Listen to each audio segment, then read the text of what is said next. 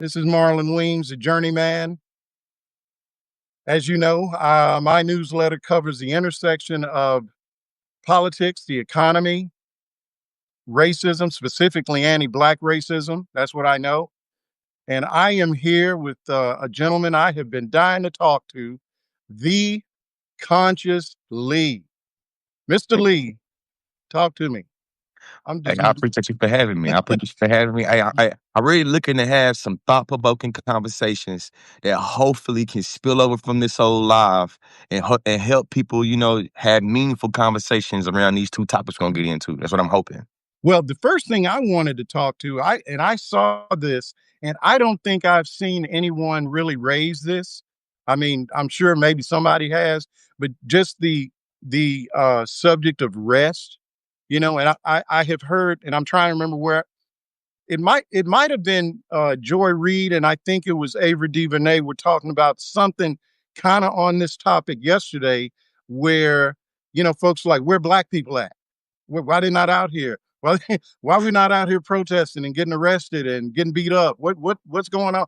And you know, they didn't really say it the same way, but it was more like maybe we just kind of like undercover, just waiting for the right moment. But talk to me about that. The whole idea I thought was interesting. Man, I've seen a lot of Black people talking about kind of proverbially sitting this one out. Like we Right. sitting this one out. Black people are always on the forefront of different movements. We're always on the forefront of different resistance. The different times when it's time to resist whatever way the American government is trying to bring down the hammer and bring down the fist on the people.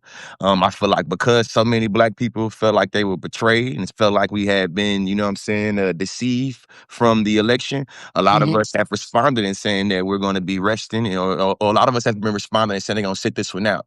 Me as a Black person, I like to kind of push back against that a little bit in terms of having this unique understanding of rest and acknowledging that rest doesn't mean the absence of work, but also thinking about that how rest can be, productive and how rest is also a notion of work. But really trying to figure out us as Black people uniquely, how can we figure out a balance between not being paranoid and doom scrolling and being fearful about what's going on with us, but also, what I'm saying, being able to still, keep that happiness, still figure out a way to have joy, still figure out ways to understand that even though things might be around us burning, that it ain't nothing that our people ain't already endured. Donald Trump in his wildest dreams could never be as clever as Woodrow Wilson or never be as barbaric as, some of the protests we've had. And I feel like we got to lean into that resiliency of our ancestors and really recognize that we got to rest, but it's gonna be time for us to fight as well. So figuring out when you're gonna do that and how you're gonna do that. That's kind of interesting that you put it that way because um, I haven't really focused so much on the idea of rest, but more so on the idea that as bad as it feels like it is, well, we only know it only feels bad to us because we know how it feels, how it's been good, kind of. So, so I'm actually old enough to remember my mother and father marching and like, just stuff that people it's really hard for people to really comprehend now. Like, and I've told people not going to school with white folks till I was in the seventh grade. That's in the 70s. Mm, That I mean, it's a long time ago, but it ain't that long ago. We're not talking about, that was color TV was around. you for know, sure. so so I just think about it from the standpoint of what my parents had to work around was way more than this, you know. Yeah, So that's kind of how I look at it in terms of just not giving up. And it's hard sometimes, but I just kind of have that thought, wait a minute, dude, you can't just quit, you know. Maybe I sit back and rest for a minute, but you yeah, can't just quit. definitely, definitely. And I think that is the interpretation I get about some Black people, particularly saying that we gonna be resting on sitting this one out. It sounds to me as an absence of action sometimes, or it sounds like to me that you copping a plea, like, hey, y'all got it, I ain't worried about it. And for me, it's like, hey, If we believe half of the things we were saying about Donald Trump being this existential threat to democracy and Project 2025 trying to, you feel me, give police a whole bunch of, different immunity, talking about bastardizing Black history and criminalizing DEI and making it where Black women die more, help, you know what I'm saying, maternal death. It's like, if we believe that, in my mind, it's like, how long we going to be resting? And specifically, what does this rest look like in context to resisting all these things we outlined there in the campaign about Project 2025 uniquely? So that's why I be sitting there. But Well, it's just kind of interesting too. And this, I just don't think I don't think the enemy is smart as we give him credit for, right? I don't think, I look at these guys, some of them I've been around Howard Lutnick. I used to work in New York. A lot of people don't know this because I hadn't really just sort of name dropped because that's not necessarily, it's not productive all the time. Sometimes you have to, but I used to run a trading desk for a firm that was in a partnership with Cantor Fitzgerald, which is the firm that he was the CEO of before he took this job. We were literally in their building. Okay. I mean, you know, I was surrounded by these guys. We had a floor in a building in Midtown Manhattan that was the Cantor Fitzgerald, basically their building, right? And so I have been around this person.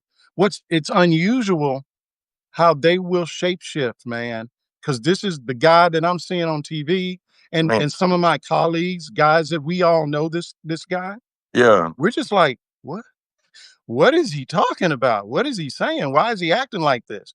But money, money make you do some stuff, I guess. But right. it's really um, been interesting to listen to the conversation about qualifications coming out of the mouths of these totally incompetent people, right? What unqualified? So I know I'm jumping around, but I just had to get that out there, man. I'm sorry. Nah, you ain't dipping It's around, man. This is something I'm curious about. Here's what you think. I feel like most of us that create content the way we do are probably of the neurodivergent, neurospicy family. How do you feel about that? You know what I'm saying? Analysis or that tell assumption. tell me what that means, man. I'm not Neurodivergent, you know what I mean? That mean like you feel me, might be ADHD, might be, you know what I'm saying, autism, might be different ways, you know what I'm saying? To me, okay. neurodivergency just means that, the way that our brain develop is a lot different from other people's and the way My that we my express our my shit is ideas. not linear, if that's what you it's I mean, Hey, hey, hey, I just you look at I'll gang, give you you an gang, example. Marlon. That's all I want to let you know. You are you. I I'm not a psychiatrist. You know what I'm saying? I'm not either. I I just can't know diagnose you, that but is I think why I have 100 drafts in my folder of stuff that the last thing that I wrote, wait, yeah, the last thing I wrote, I kid you not, ha- basically I wrote the whole article sitting at a pop-up vendor event, and I noticed some shit that happened across, just in front of me, and I took a picture and I started writing, and I forgot I had written it until yesterday. I was thinking, boy, I want to do something, but I don't really want to talk about politics exactly. What? And I ran across, I'd totally forgotten about yeah, it. And it that was sounds it like was some of them apropos symptoms. because I was talking about um so I don't know if you know this, but so after I left Wall Street, I started doing what they call subject matter expert. So because I had done that work, I would get hired as a consultant to write about. My focus was on um, disruptive technology, which would include what we're doing right now. So think about this 10 years ago. um, how so Robinhood, apps like that basically, used to be 10, 15 years ago, you had to, if you wanted to buy some stock and you're an Yeah, individual, you yeah. got to get in your car, go see somebody, fill out some paperwork, do all this stuff. So anyway, that's the kind of stuff I wrote about.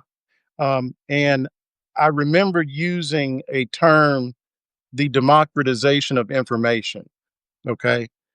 So Yeah. at the time, you know, cats were jumping all over this in finance because to them it was like, if we can put these products in everybody's hand, we're going to get all these Gen Xers, all these millennials, right, that are starting to make a little bit of money. Great idea. My point of view, though, when I wrote this, and here's what made me write it. I'm at this little event, and there's a woman. She's in a van, and it's one of these little bitty Korean Subaru vans, really cute, right? And it's and it's but the steering wheel's on the other side because it's from that side of the world. They don't drive like us. Yeah. And a cat walks up, and he's looking at it, and he gets pissed, and he's like, "I don't know why they got the steering wheel on this side. We're the ones that invented the automobile." No, we didn't. No, we didn't. Now, Henry Ford mass produced the automobile. It's Yeah, not he the same did. thing. Yeah, definitely. Daimler, the Mercedes, that they're the ones that invented what we call the automobile. So I thought when that guy said that, it reminded me, okay, yeah, it was great 10 years ago. We thought about we're going to put all this information in everybody's pocket. But what we didn't think about was we're going to create a generation of people that think they know way more than they actually do. Because all they got to do is look up a little bit, see, and they don't think they have to be an expert or study or learn. They can just go and throw it in AI. See. So anyway, But what you're saying though, to me, it go back to what we was talking about in my mind. To me, it's like when you think about the notion of resting and how some mhm, people are giving up and how you point out, hey, people my age have gotten very used to, in some instances, spoiled to the ways in which our ancestors have been able to prop up ways we have privilege and luxury within the system of white supremacy. When you talk about like the democratization of information, or we talk about being able to get into how narratives are created, you know what I'm saying? I feel like within the West, there's always ways that productivity becomes all mustered in how us black people think about wrestling. Cause I feel like a lot of our values is tied to productivity, i.e., I don't feel absolutely. like I'm shit unless I'm working. If I'm not working, I ain't worth a damn. If I am working, then I'm obviously worth something. You know what I'm saying? And so that's why a lot of people are having a conflict with the idea of rest, but that idea of They feel democratization of guilty, man. information. They feel like they look, man. I had to get used to it. I was working 70 hours a week, man. In Yeah. Wall Street, that was just baseline. Nah, that's crazy. That's just baseline. If this is no joke. I came home from work one time, and it was like 5:30 or 6 o'clock. My wife thought I got fired. She was like, "What happened?" Like, say to me, really, man, like a word I learned in college was epistemology. You feel me? You familiar with the term? I've heard it. Yes, Yeah. So people that, you know what I'm saying, not familiar with the term, it's just, a fancy word for knowledge production, a fancy word about how we investigate where knowledge comes from. And for me, like the Western way of how we produce knowledge, the Western epistemology, it always sets up narratives that universalizes how we live and how we position stuff in here.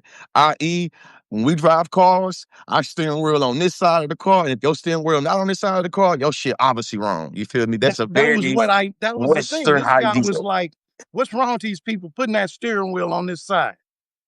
That ain't. If I had one, and I tell my kids, my daughter graduates from college tomorrow. My only daughter. My son, my youngest son, is he'll be a sophomore, NC State. And I wish my parents had told me this, but you know what? They're doing the best they could do. They were Yeah, just trying to keep me from just alive, right? definitely. Right? Okay. I've told them both, spend time outside of the United States of America because the, the, the problem, what we fall into, this is a gigantic country. So we think going to California, we've been somewhere, right? Yeah. And that's okay. I'm not saying it's Hey, wrong. yeah, I think poverty be California is crazy, pretty man. out there. Poverty be crazy. Poverty be But we impacting the don't brain. even think Iceland is closer. We don't even think about going there. I didn't know that. Canada, dude, I lived in New York for 10 years, almost 13 years. Never did go to Canada. Well, yeah, I know. Yeah, I know for a fact. You Yeah, know we what I'm put closer saying? to We just Kansas don't, than New we York. think I mean, we have bought the myth of exceptionalism. yeah, for sure. And, it's, how could we not? It's all we hear. Yeah, Right. I feel like, man, but being somebody that's been raised around folks going in and out of the school their whole life, we always talk. I've always heard the concept of shit doing the time, like not letting the time do you, or the idea of your body only in prison, but your mind not. So already thinking Hmm. about ways you can be critically thinking of outside of your situation and reality. And the thing that annoys me sometimes is when people that look like us really get lost in the sauce in American exceptionalism, which takes me to one of the topics I've been real pissed off about, Marlon. Let's hear it. And I'm gonna get real raw when I say this because I really pissed me off a bunch.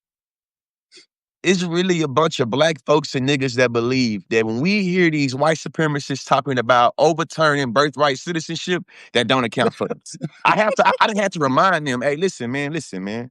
The Dred Scott decision They was in didn't want us to 2018. have it in the first place. But I go and walk. But I go on and put my educator hat though, and try to walk them through the history, like the specific historical context and the specific legislation around how the black experience shapes the legal idea of birthright citizenship for the people in the back. When it comes to birthright citizenship in America, that whole notion from a legal standpoint is always codified around the black experience. When Dred Scott decision came out, the Supreme Court justice said the word citizen was never intended for or to apply to people of African descent. Therefore, we don't give a damn about this nigga talking about. Him being, the Constitution does not apply to him. The Constitution was never implied for people like you when it comes to the word citizen. The 14th Amendment had to come back and say, And actually, clean it up. birthright citizenship is the 14th Amendment, but that cleaned it up. So when you start hearing them talking about passing executive, you know what I'm saying, orders to overturn birthright citizenship, you are a motherfucking fool if you don't think that's gonna impact black people. And when they start talking about it, deport people from within and sending the homegrown criminals to El Salvador, who's most likely to find themselves victim of criminality? Or who's most likely to find themselves a criminal as conviction of crime? Black people. So what does it mean for you to say we think that immigration got nothing to do with us? What does it mean for you to be like, well, I don't think it got nothing to do? And then for me, it's like, so you didn't Wakanda forever, you didn't wear your dashikis, you dancing to your afro, you know what I'm saying? Shit, your afro beats, you listening to, you feel me? You Rihanna Navy. You know that when Rihanna started leaving Barbados, niggas didn't stop leaving Barbados. So as Rihanna, so to me, it's like there are various ways that African American culture, African American vernacular, either A celebrates or B is incorporated or is implicated in all various ways that people across the diaspora, you feel me, contribute to what we do here. Hey, Haitians and Jamaicans and Puerto Ricans and Nigerians and Ghanaians, they're gonna also find themselves in the crosshairs of racial profiling and mass deportation. So I got this like Already are. multiple ways of thinking like, hey man, like immigration. Well, look what Oh, they're going after with the temporary, what is it? The temporary status. Haitians, they eating the I mean, cats, they I'm just eating saying, dogs. Like, they so yeah, that's kind of misguided. I mean, I'm always expecting stuff to land on us. I mean, eventually. swear, I don't know. swear. I didn't realize there was a lot of people that thought otherwise, to be honest Nah, with you. man, like I don't know how North Carolina is, but I know people I'm around in Texas and people that be on my timeline different ways really feel like when they hear the word immigration, they only think of quote unquote foreigners and or people of Latin descent. They Mm, don't think about how birthright citizenship and or immigration impacts policing in our neighborhoods. I know whether you live in DC, Houston, New York, LA, Miami, yo, black community is gonna be either in proximity to an immigrant community or literally have immigrants inside the community. Hey, niggas, we the most suspected, therefore we the most detected, therefore we the most punished. If they racially mm. profiling immigrant communities for being quote unquote illegally here or doing crime, you don't think that's gonna spill over to the black community? So if you born and raised in Miami and shit, you African American from Miami, but your hood is between a Dominican community and a Haitian community, you don't think ICE being around gonna impact your community? Yeah, let's say Well, you let live me in tell you Houston. something. And like keep on Just going, but it's like that's crazy to me. Like, even I got biracial kids. yeah, You look at them. My two youngest kids, you're gonna think they're black, but my two oldest sons, Puerto Rican, Dominican looking. man, I got a son over in Israel right now, and he's in a band and he's doing okay, but he also does some work television. like some of these different shows over there. Yeah. Guess who's the terrorist? Because he Yeah. looks Right. like he's Middle Eastern. Man, that's Okay, he interesting. could be Middle Eastern. He could be Hispanic. He just kind of has that amorphous sort of look. And I told him the other day, he's in New York now. That's his home base. I said, dude, keep your head on the swivel because you know the you better not let him hear you speaking Spanish because you may end up in Right. freaking El That's Salvador. for sure, for sure. Like, yeah, man, different ways. Well, especially going back and forth to Israel right now in this climate, Hmm. and very, very interesting to say the least. Listen, What? man, I have told that guy, I was like, dude, you know what? You picking the worst place to be right now. But What the worst place to be? He's been going there, um, playing a little game, tourism, staying his well, that ran out. He can't pull that anymore. So that's why he's in New York now, because they basically said, look, son, we gotta see your return ticket because we're looking at your record and you come over, you stay for however long, you go back, you come back, stay a while. He's working, he's in a band. So They be calling bro all type of so crazy things, man. yeah, But man. to be honest with you, So though, I think that's I feel like what you getting at though is real important because it's the multiplicity of blackness and black people. And whether you just light skin, yellow bone, red bone, or you actually biracial, we know there's a lot of racial ambiguity in our community.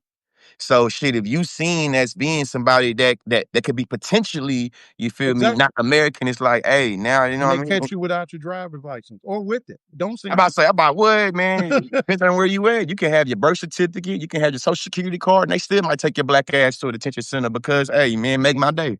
So if I feel like they can deport American citizens on accident and on purpose, then I'm saying shit, they don't just apply to American citizens of of Latin descent. And I just think that it's important for us to recognize that shit. What's the little saying? We kept on, like we didn't do nothing. And they kept on going for people and going for people and calling people. It's like by the time we decided to do something, we was the only ones left.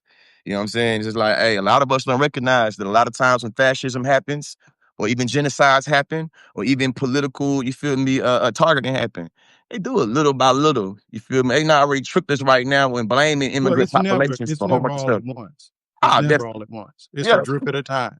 incremental. Yeah. I mean, you look at Trump 1.0 versus Trump 2.0. I mean, that was basically, he was learning. That was the pilot. Yeah, Okay. for sure. He was just learning. I mean, he came in there, he had, legit folks all around him. Now he don't care. He basically looking at Fox News saying, "Oh yeah, let me get that one." Yeah. I But he mean, always had some crooks around. I feel like the first time he had some crooks that well, was he that was that was better. It was, you know what I'm saying? well, 'Cause, he remember, he got a lot of had people in jail some now. level of legitimacy. Yeah, a little When you bit. bring Yeah. in your Treasury Secretary, and it's like this is a guy from Goldman Sachs. People are going to be comfortable. The Yeah. dollar ain't going to fall off the off the cliff. Yeah, he ain't having that though. But you You got people bring like in, Cash think about who he Patel. had. He had Secretary of State was like the CEO of Exxon. You know, he ain't doing that now. He's Yeah, man, you liable to look up and just hey, I mean, Janine Pirro. Come on. yeah. Shit, I I feel saw like to that, me, I man. I think, man, screamed out loud. I was laughing. So I'm like, are you kidding me? but that go to what you were saying about qualifications though. To me, it showed like y'all believe that white people are inherently always qualified. Huh? Yeah. Yep. I believe white people are always inherently qualified, regardless of their qualifications and regardless of what's going on, get a white person to do it. When black people get credentials and work hard for different degrees and experience and expertise, they always assume it's been given to us. So for me to just see, like, man, y'all been railing like balls to the walls, saying shit, people is not qualified. But these people not having the credentials to be the reason why y'all say they qualified. What in the George Orwellian double speak is going on here is what I be thinking. But it's like, hey, have it your way. I saw Cash Patel. I just Half a saw tail, parts bro. of it. And I'm just looking at this and I'm like, you know what? Right now, I could get up and go sit down in front of Congress and do better than this. My mama.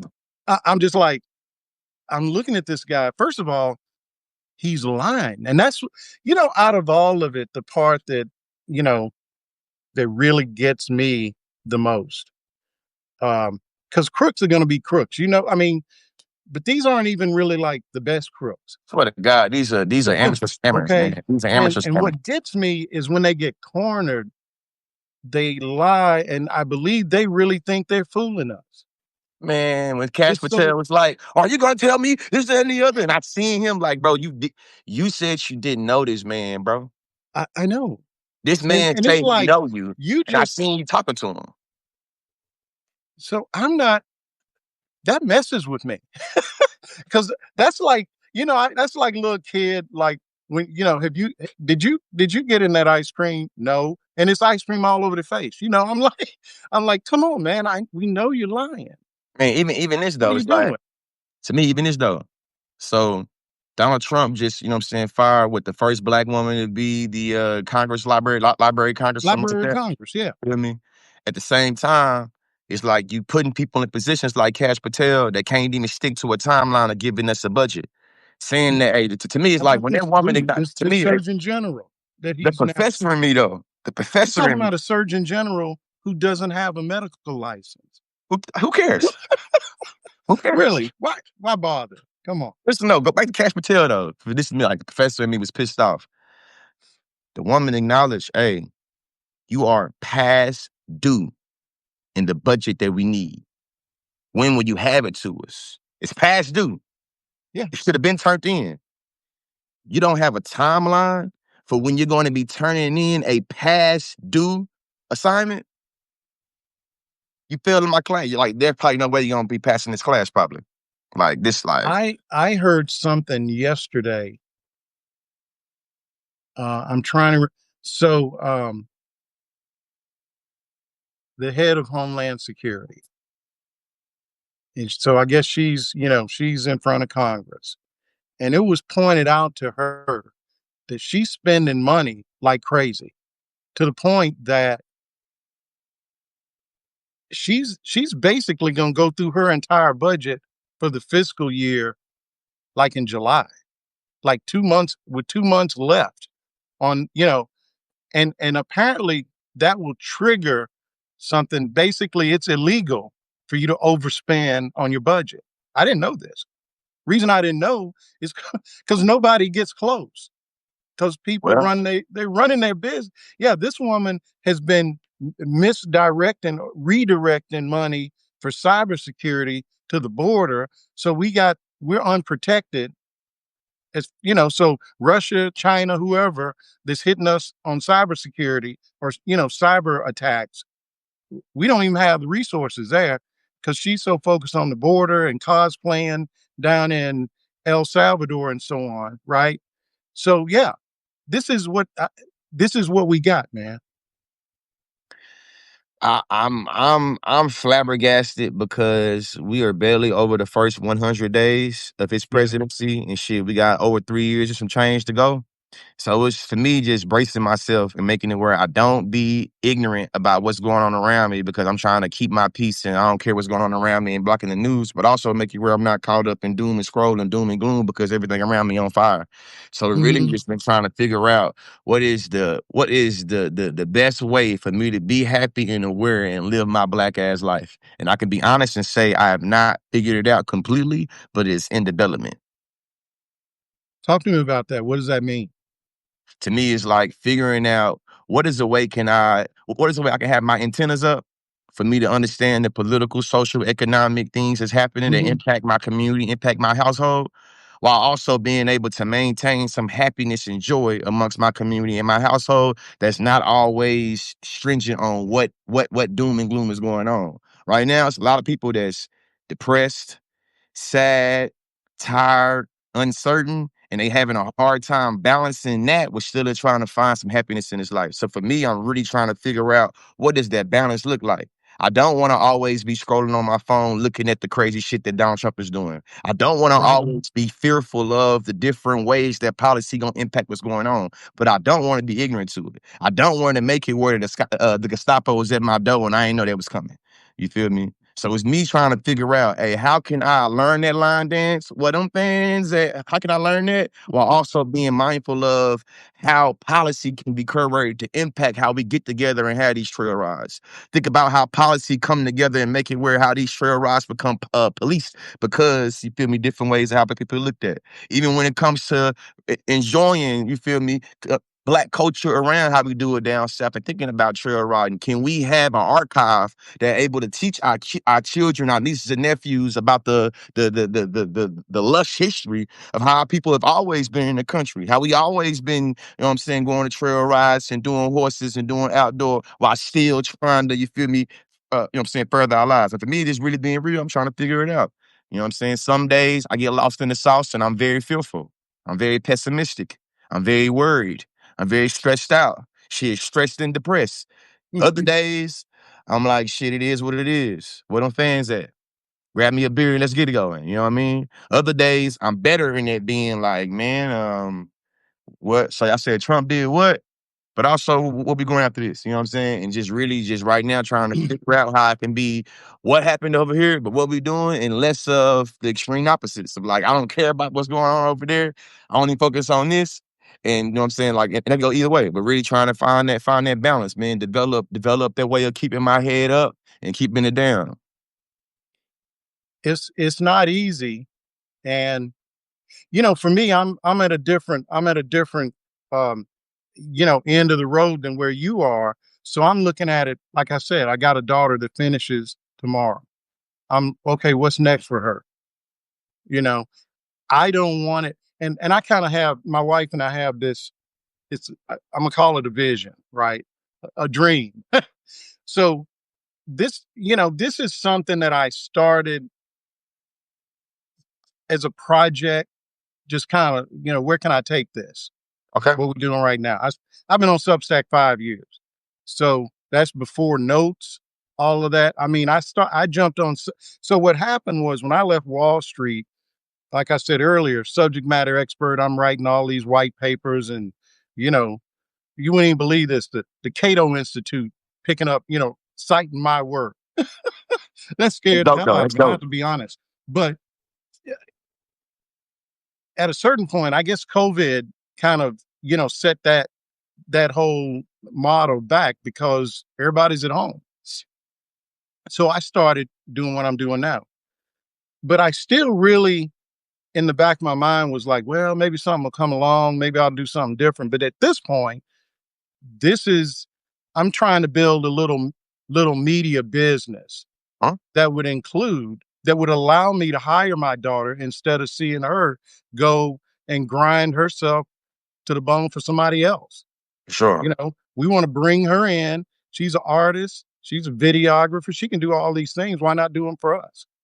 Let Sure. her be my producer. You Sure. know, I I got mad this morning, man. The reason I mentioned that, I was watching. It was a lot of big names on Substack now, and I was watching this one person.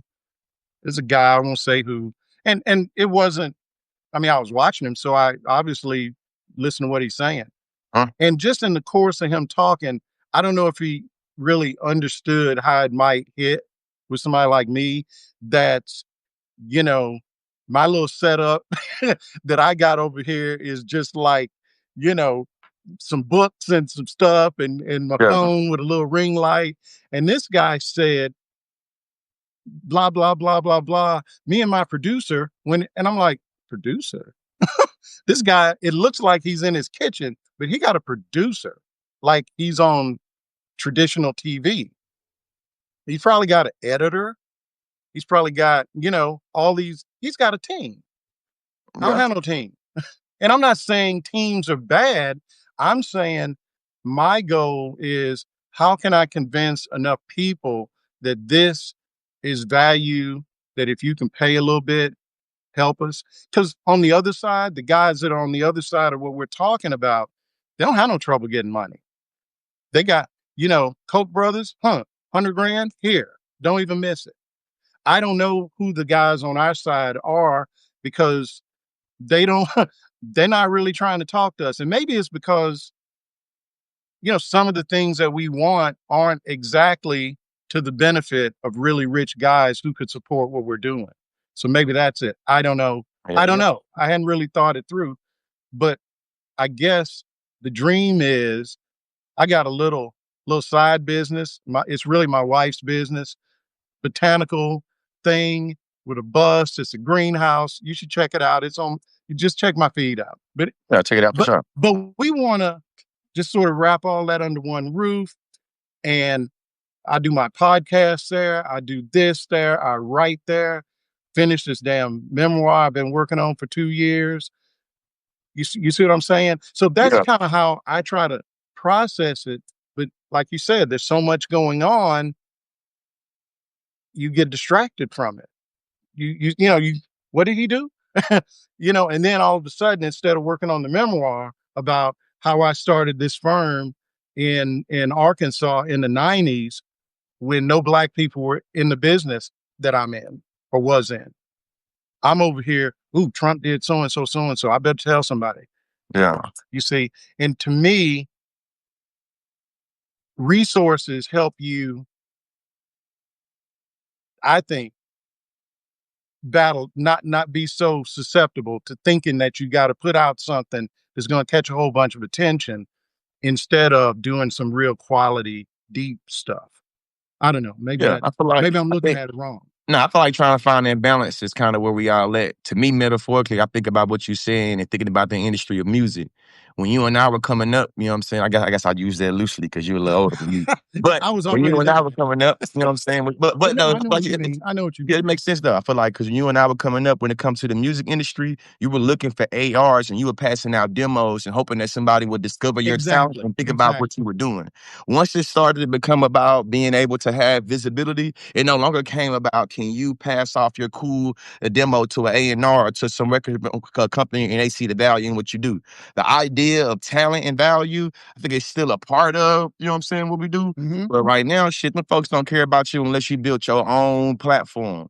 Right now, Mm-hmm. artists ain't getting right now, all the new artists, they ain't necessarily getting no record deals. They having to get it out the mud themselves, having to get 10,000, 20,000, 100,000 followers, having to move 100,000, 200,000 units themselves independent before anybody start trying to get them money or resources. And I feel like, shit, that's how social media is. I'm making content, Yeah. I've been taking content serious for going on 9 years. I didn't Okay. start to get opportunity and resources until different people start to see value in my platform. And that's when I started to get resources. That's when I started to get the opportunities. I feel like I've been as brilliant as I, you know what I'm saying, shit from the jump. Yeah, When you I didn't started taking change. social media They just serious, noticed you. hey, I've been having these degrees. Before I started building a social media platform, I was already a Hall of Fame debater. I was already a debate coach that won a debate championship in college. I was already a college professor, and I already had my 3 degree. I already did these things. It didn't matter though, you feel me, until, you know what I'm saying, different politicians, different corporations, different entities, until I was starting to gain an audience on TikTok and on Instagram. Mm-hmm. So for Mm-hmm. me, it's just showing like shit, capitalism has went to a different. It's been here. We was here when we was growing up, but to me, it's like now it's more about popularity and less about talent. It don't mean talent don't matter. It don't Sure. mean talent don't matter. But for me, that's what it's shit. That's what I would almost argue. Like shit, man. But Now, it's a unfortunately for you combination. and I, It's not the only thing now. agreed. See, it's if you're looking at a pie, maybe that's 10% or 15%. Maybe it's a little more. What It's somebody all about these other. talent? Yeah, it's all these other Huh. things too, though. I'm I just feel- saying it may be more. Might, You know what I'm hey, saying? maybe more, You but not got to that much. have Not that much though. Not that much. platform. You got to, and so I'm writing a book, right? Yeah. So I've researched that, and I think my story is unique and great, and all. I don't know anybody else has got a similar story. I was on Wall Street, wasn't hardly nobody looked like me. Not definitely not running a trading desk, right? Yeah. Ain't nobody knocking my door down. So I know that, I mean, the sort of the long view for me is I'm writing this book, but I also got to be writing on Substack and building an audience, right? So when the day that I finish that memoir, I can say, here's this, 80,000 page memoir. And over here is, 10,000, I hope it's 20,000 subscribers, right? And over here on LinkedIn, it's this many. And over here on Twitter, now I'm not in your league, but for writing a book, and being an old guy, maybe that's a little more impressive, right? They're not looking for me to have like a million TikTok followers. That's not going Yeah, to be my game. But I'm just saying it. You just have to know that's that's the game now. sure. Y'all know that's the game now. You know, to me, it's like what I tell people is we live in an attention economy. You know what I'm saying? The reason why the Consciously has a platform is because I was able to flip time, effort, and energy for my followers and turn it to capital.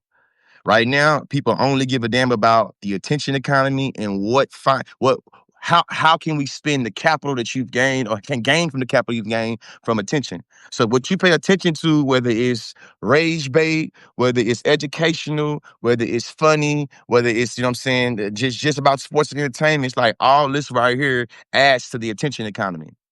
And when you think about how we get resources, it's all to me based off the capital and off the value people can ascribe to your platform based off the attention economy. So shit, now Substack is seen as something a lot more bigger because it's now getting more attention.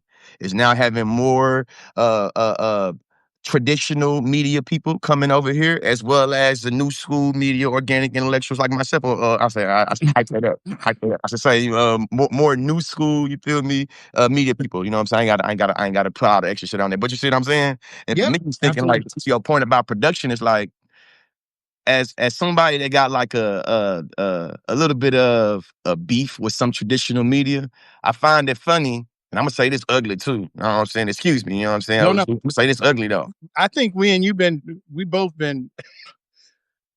Go on, man. I want to hear. Listen, man, I want to hear. the same motherfuckers that gave us a hard time during DNC because they believe we did not deserve to be there because we just a whole bunch of content creators with our phones in our hand, that this, that, and And the now other. where they at? Oh yeah, now you trying to be content creators. Ain't that funny? Ain't that you were just talking shit about content creators shit in November, October, whenever the DNC was. We was unqualified journalists that didn't have no business being able to talk to our audiences about what was going on in policy. And then not only that, we were undeserving of the audience that we had because we were stealing from their audience. Now everybody got to be content creators. Don't get me But wrong. There are some great traditional media people that I've met that are very cool, very smooth. You feel me? That maybe this yep, doesn't apply to necessarily, but it was a bunch of motherfuckers at the DNC. I ain't gonna say their names. I ain't gonna say who they work for. Y'all know who y'all is. Look at you now, though.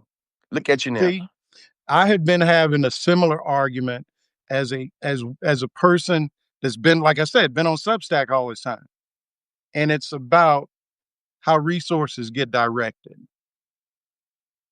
Okay, and I'm not mad at the person receiving the resources. I'm just sort of like, hey, I'm over here. You know, I had a, I wrote a piece. This was before Notes came along. This is a couple of years ago. I Right, wrote a I'm a piece Substack that was, OG. yeah, I'm a Substack OG, right? So Medium used to be my primary, platform.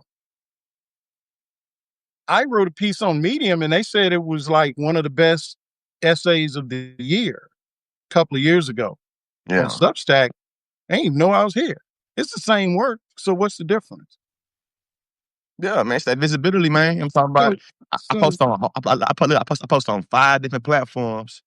And it always blow my mind how the same exact video, and a lot of times with the same exact caption, mhm, will be engaged differently based off different platforms. And even this one, the platform I got the most followers, TikTok, mm. I might get like 1,000 views on on that post. I mean, on that platform. I post that same video on Instagram where I got 4, 5 times less than what I have on TikTok, and the video blow up. And what I find is that the algorithms be weird, man. The Well, algorithms on be weird. Right. Instagram, they trying to make you pay.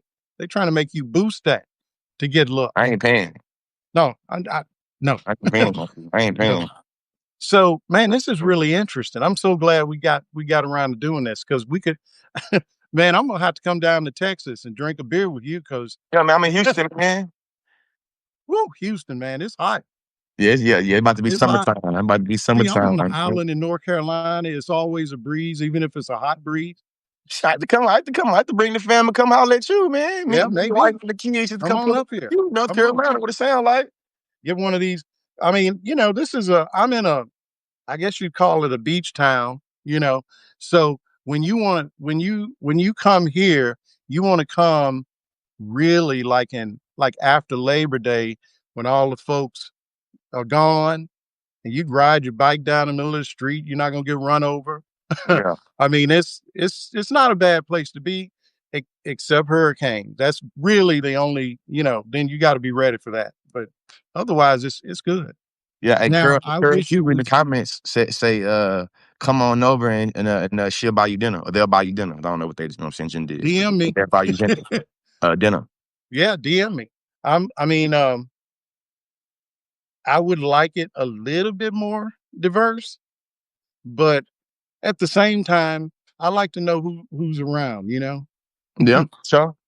And For sure. and I can what's only funny imagine. about it, here's what's crazy. I'll give you an example. There was a guy used to live across the street from me. They relocated to be with their kids and grandkids. They're in Virginia now. First generation Italian. I mean, this guy, I guess when he was a kid, maybe didn't even speak English that well. Raised his kids raised in Italy. So he's been let's go Brandon flags. But at the same time, Yeah. the nicest guy, dude. Like he's the kind of guy remind you of Kamala's Tim Walsh. He's that kind of guy. You look up, Well, yeah. you'll hear the lawnmower, and he's in his riding lawnmower cutting your yard, Yeah, cutting man. To me, everybody's like yard in the that's neighborhood. to me that Nice sound like guy. that sound on brand. To me, that sound on brand to me though. Cause it's But you like know what I'm shit. saying? And it's like, if not for that, you'd be cool with this guy. For sure. And then one That day, sound on brand, out of man. nowhere, just totally out of nowhere, we're at a little block party. It's only like 4 or 5 families live around, that are here year round. Out of nowhere, Marlon, what you think about these trans women, men swimming with these girls and these? I'm like, what do I think about it? I don't think about this. Is like, why are you thinking about it? Is what are you thinking about? Is the question. What you 70 something years old and you worried about who's swimming in a or who playing little league with who? I mean, or kickball or whatever the hell. I mean, what? Yeah, Why are like you asking me this? yeah, But man. it's they just sitting up watching this mess on TV all day. And the part that really messes with me, 2 seconds later, it's Jesus this and Jesus that. To me, man, like when I was in college, I did like philosophy, man. Hmm. What I learned is that capitalism, colonialism, and Christianity, the shit go hand in hand. So when I think about immigration in this country, I always think about how the champion part of history with the Ellis Island and all these good old Europeans coming to America to live the American dream and how they was trying to escape persecution and poverty, how that shit celebrated. I even think about how the states that border Canada ain't got nothing like the same political dialogue that we have here in Texas when it comes to our border. And I think about how much white immigrants, particularly, are always romanticized and sanitized when it comes to how other immigrants are criminalized.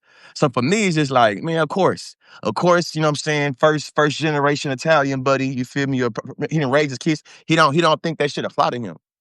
You feel me? Even right now, hey, Elon Musk being an immigrant and helping his immigrant friends I in know, South man. Africa. Before we got on this last one right here, I seen this right here that Donald Trump passed you know what I'm saying, did something 2 months ago to help facilitate white South African, you feel me, immigrants, you feel me, who is having a land back Oh returned yeah, yeah, stolen yeah. from. I remember Like, that. folks, but Yeah. think about though. You're currently running a campaign that's mass deporting immigrants. At the same time, you bringing in white South Afrikaners Yeah. to country. They're immigrants. So all immigrants ain't bad. Some immigrants good. Word. There you go. That's it. Man, I think that's where we wrap it right there. Because Definitely. that's it. So look, folks, the conscious Lee. If you're not following them on notes, you're not subscribing to them. You know what to do. And while you're at it, Yeah, my people too, man. For people on here, that's all I'm saying. People while here you're for at it, I channel, mean, that and look, we're just. I'm gonna follow look, man. Marvin, You're subscribe to way ahead Marvin. of me. You're way ahead of me in developing Um, you know, you talk about the attention. Um, I think it was Ezra Klein wrote a big article. I'm gonna try to dig it up and put a GIF link.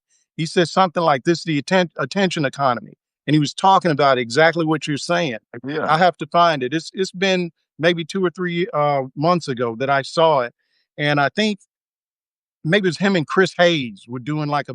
It was on his podcast. I'll Yeah, find it, send it over. but Search, but search there's send it over. really a lot to that, and this kind of conversation to me is important, but the uphill battle we have is making sure enough we get enough people's attention so that they can hear it, Yeah, man. I'm gonna cut. right? Listen, that's what I'm gonna do. I'm gonna cut some. I'm gonna cut some clips up.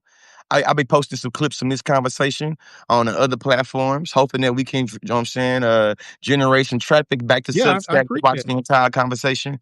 We'll see what happens, man. We'll see what And happens. look, I don't know about you, but paid subscribers, that's what's gonna help me make this dream I come don't even true. like. I got like 11 paid subscribers. Like I don't. I gotta figure. Like Well, really ain't figuring out. I that's gotta be more that's consistent. that's a that's a that's a travesty.